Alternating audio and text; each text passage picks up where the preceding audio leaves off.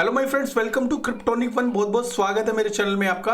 तो आज की जो न्यूज़ है इथेरियम से रिलेटेड है और इथेरियम में क्या होने वाला है 12 तारीख को जिसको पता है वो तो ठीक है, जिसको नहीं पता उसके लिए मैं बता देता हूं कि शंघाई अपग्रेड है 12 तारीख को और उसके अंदर अनलॉक होने हैं 17 मिलियन इथेरियम।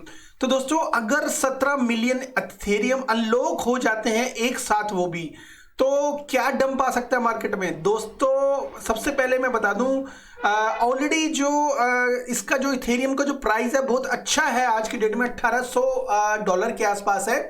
तो अगर आप ये सोचें कि इथेरियम का जो प्राइस डंप नहीं होगा, तो मुझे ऐसा लगता है कि पॉसिबल नहीं है। इथेरियम का प्राइस डंप हो भी सकता है बिकॉज इथेरियम का जो प्राइस है वो एक अच्छे लेवल पे है और हर कोई ये चाहता है कि एक अच्छे लेवल पे मैं एग्जिट करूं। तो शॉर्ट टर्म के लिए एग्जिट करना पॉसिबल है इथेरियम के होल्डर्स के लिए, बिकॉज उनको भी पता है कि 17 मिलियन के आसपास इथेरियम है और उसका जो प्राइस आज की डेट में होता है तो 32 बिलियन के आसपास होता है। और बहुत सारे होल्डर्स हैं जिन्होंने 32 इथेरियम दिए थे, $1800 के आसपास इथेरियम का प्राइस आज की डेट में है, मतलब उससे भी ज्यादा है।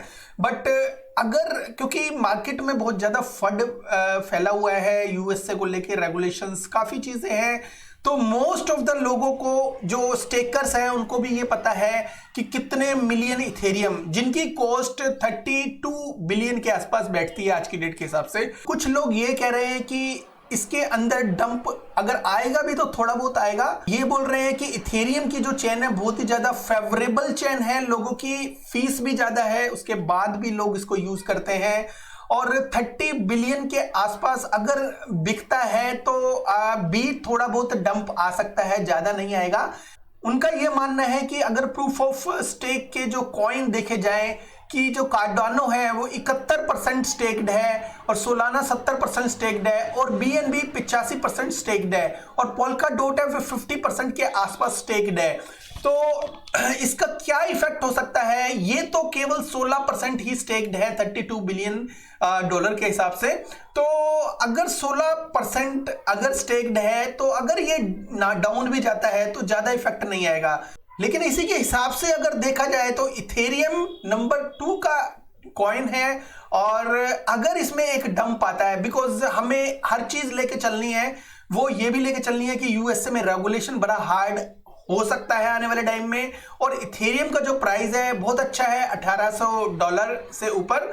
तो मुझे ऐसा लगता है कि इस मार्केट में काफी लोग डरे भी हुए हैं क्योंकि यूएससी रेगुलेशंस बहुत ज्यादा नोटिस वगैरह इधर उधर दे रहे हैं। जो सोचा जा रहा है उससे भी ज्यादा इथेरियम मार्केट में डंप हो सकते हैं।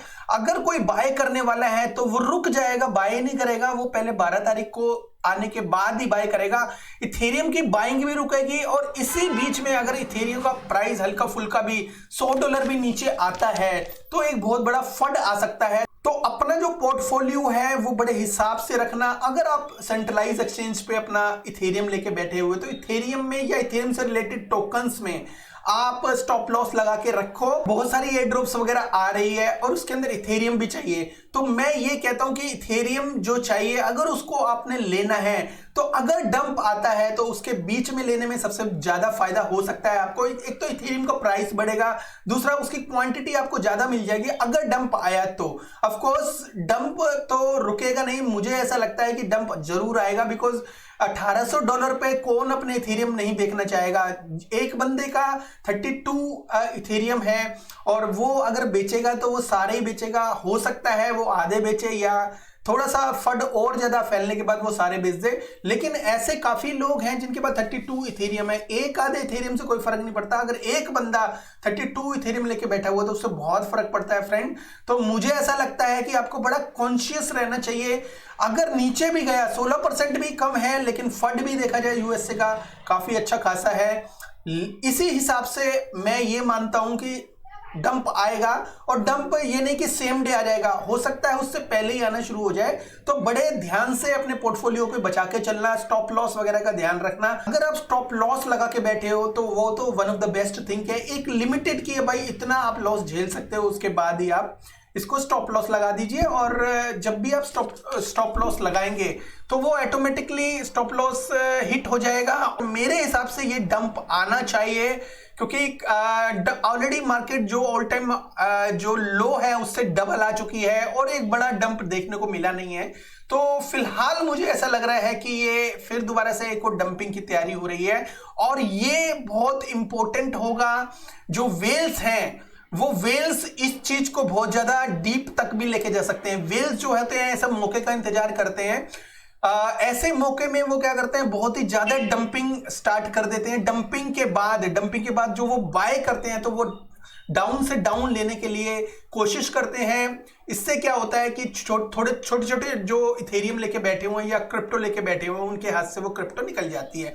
अगर आपको इसमें डाउनफॉल जैसा ही आता है, दोबारा बाय करने के लिए भी रेडी रहना।